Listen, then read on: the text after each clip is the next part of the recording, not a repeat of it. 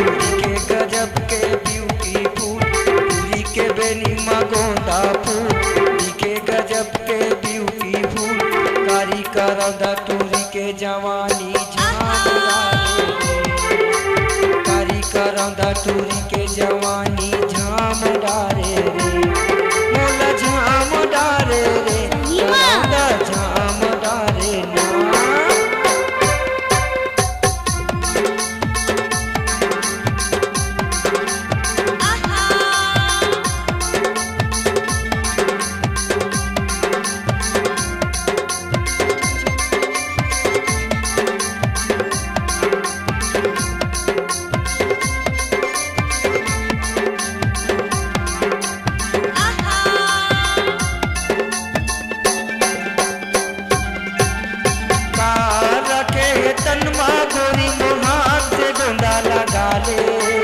के दिन भर आए है जवानी जे मामा उड़ाले,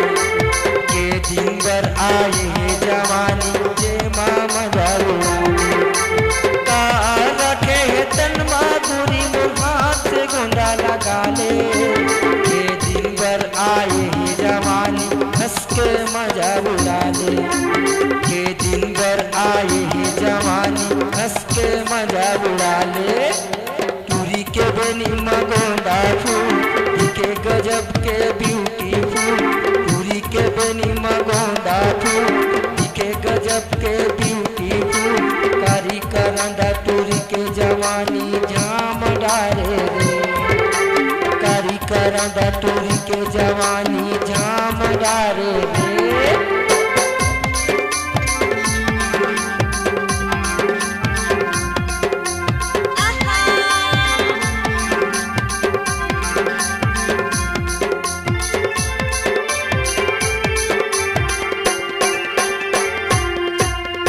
नजर में नजर मिलावत टूरी दिल मोर भरमावत है, हाय कहत है बाय कहत दिल माँ मोर समावत है, हाय कहत है बाय कहत है दिल माँ मोर समावत है, नजर में नजर मिलावत टूरी दिल माँ मोर समावत है, हाय कहत है बाय कहत दिल माँ मोर समावत है,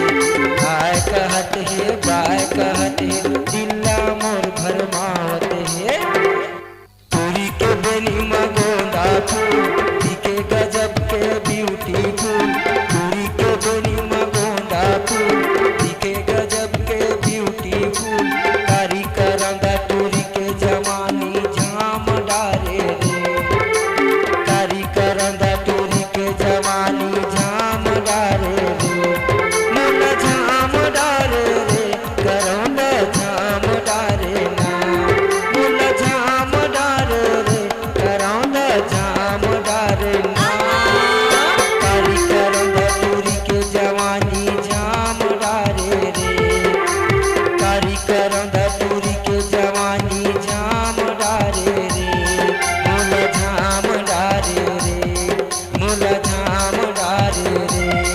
मोला झामदारे रे, मोला झामदारे रे, मोला झामदारे रे। हाय अपने गाने को ऑडियो वीडियो डिजिटल रिकॉर्डिंग करवाना चाहते हैं तो